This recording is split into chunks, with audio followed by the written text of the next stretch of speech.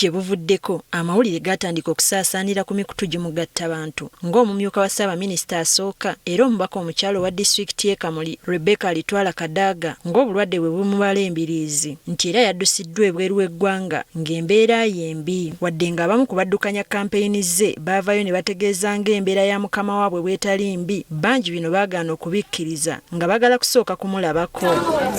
Kati oluvannyuma lw'akabanga ng'ono talabikako mulujjude olwaleero Kadaga y'omu ku beetabye mu kusaba kw'amazaalibwa ga mukama waffe Yezu Kristo ku kkanisa ya St. Paul Mbulamuti mu disitulikiti y'e Kamuli era bw'aweereddwa omukisa okwogera eri abantu. Kadaga akunze bannayuganda obuteetuulako ku ssaawa y'okulonda basitukiremu batuukirize obuvunaanyizibwa bwabwe obwabaweebwa ssemateeka okulonda obukulembeze bwe baagala.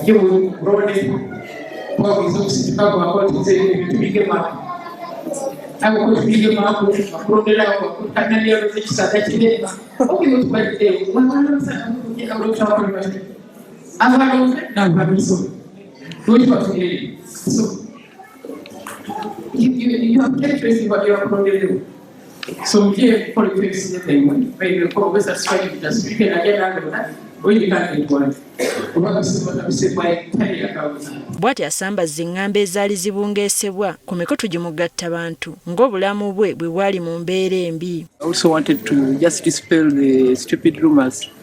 I'm here in my home. I've just come from church at St. Paul Church of Uganda, Mbulamuti.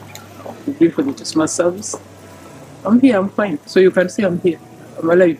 Ayambalide abakozesa obubi emitimbagano nga bayisaako amawulire amakyamu kyagamba nti kisasamaza abantu. So to condemn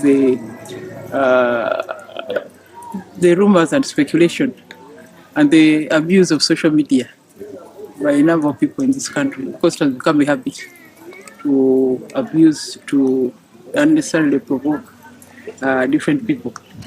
But in the end, they always get embarrassed because I'm alive. Kadaga alumirizza nga bwe waliwo bannabyabufuzi abali emabega okusaasaanya engambo zino olw'ebigendererwa byabwe. Says that he earns from abusing me, and so there are many others like those. So there are people those on social media who are paid to write about me negatively.